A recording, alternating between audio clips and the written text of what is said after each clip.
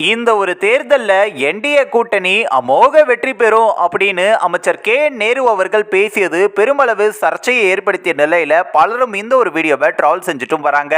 ஆத்தூர் அருகே பெத்தநாயங்கன் பாளையத்தில் சேலம் மற்றும் கள்ளக்குறிச்சி நாடாளுமன்ற தொகுதி வேட்பாளர் அறிமுக கூட்டம் நடைபெறும் இடத்தின அமைச்சர் கே நேரு அவர்கள் ஆய்வு செய்திருந்தாரு.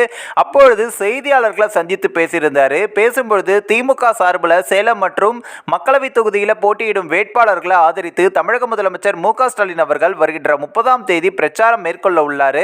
அதற்கான இடைத்தினை ஆய்வு செய்திருப்பதாகவும் மற்றொரு பக்கம் திமுக கூட்டணி அமோக வெற்றி பெறும் அப்படின்ற மாதிரியும் தெரிவித்திருந்தாரு. மகளிர் உரிமை தொகை 1,15,00,000 பேருக்கு கொடுத்திருப்பதாகவும் கிடைக்காதவர்களுக்கு ஆன்லைன் மூலம் விண்ணப்பம் பெறப்பட்டு அவர்களுக்கு வழங்க முதலமைச்சர் நடவடிக்கை எடுப்பதாகவும் உறுதியளித்திருந்தாரு. பின்னர் பேசும்பொழுது இந்த ஒரு தேர்தலில் இந்திய கூட்டணி அமோக வெற்றி பெறும் அப்படின்னு சொல்றதுக்கு பதிலாக என்டிஏ தேசிய ஜனநாயக கூட்டணி மாபெரும் வெற்றி பெற்று ஆட்சியை பிடிக்கும் அப்படின்னு அமைச்சர் கே நேரு அவர்கள் பேசிய இந்த ஒரு வீடியோ காட்சிகள் சமூக வலைத்தளங்களில் வைரலா ஷேர் செய்யப்பட்டும் வருது. பலரும் இந்த ஒரு வீடியோவை ட்ரால் செஞ்சுட்டும் வராங்க.